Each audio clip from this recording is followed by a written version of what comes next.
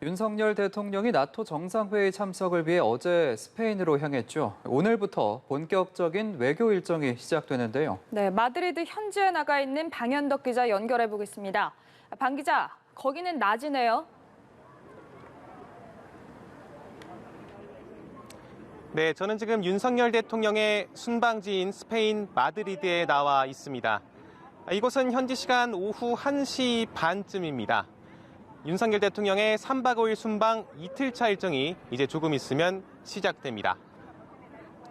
윤 대통령은 현지 시간 어젯밤 이곳에 도착했습니다.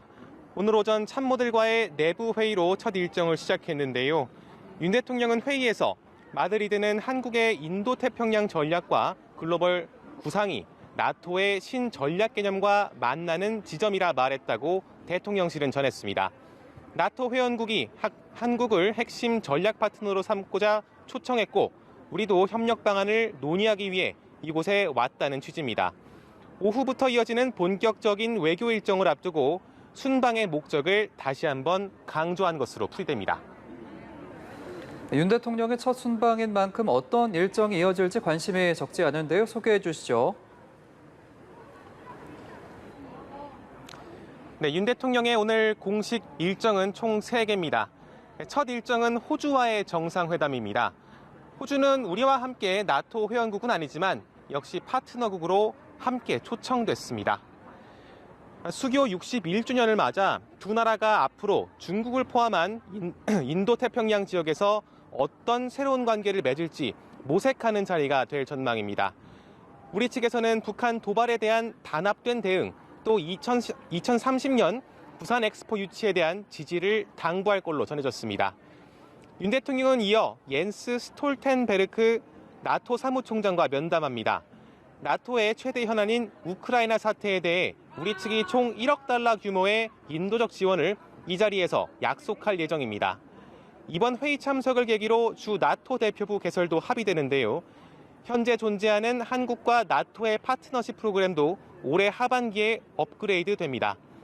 이번 정상회의에서 처음으로 중국에 대한 대응 방안을 담은 새로운 전략 개념을 나토가 채택할 예정인 만큼 관련한 내용이 반영될 걸로 보입니다. 이 때문에 중국 측이 이번 정상회의 참석에 대해서 벌써 반발하고 있는데요. 대통령실 관계자는 윤 대통령이 대만 해협, 그러니까 미국과 중국이 현재 기싸움을 벌이고 있는 대만 해협을 논의하러 온 게 아니지 않냐며 우리나라의 글로벌 중추국가 비전을 위해 유럽 국가들과 협력하러 온 것이라고 일축하기도 했습니다. 네, 방 기자, 윤 대통령의 다른 일정도 소개해 주시죠.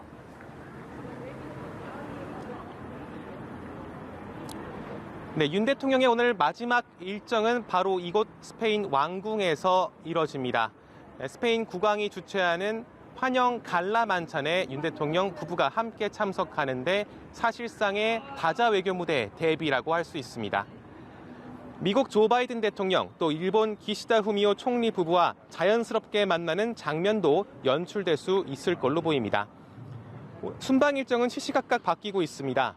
핀란드와의 정상회담은 핀란드 사정으로 취소되고 프랑스와 정상회담이 모레 추가로 잡혔습니다. 우리나라와 일본, 호주, 뉴질랜드 4나라의 정상회담도 추진 중인데 확정되는 대로 이 소식도 전해드리도록 하겠습니다. 지금까지 스페인 마드리드에서 연합뉴스TV 방현덕입니다.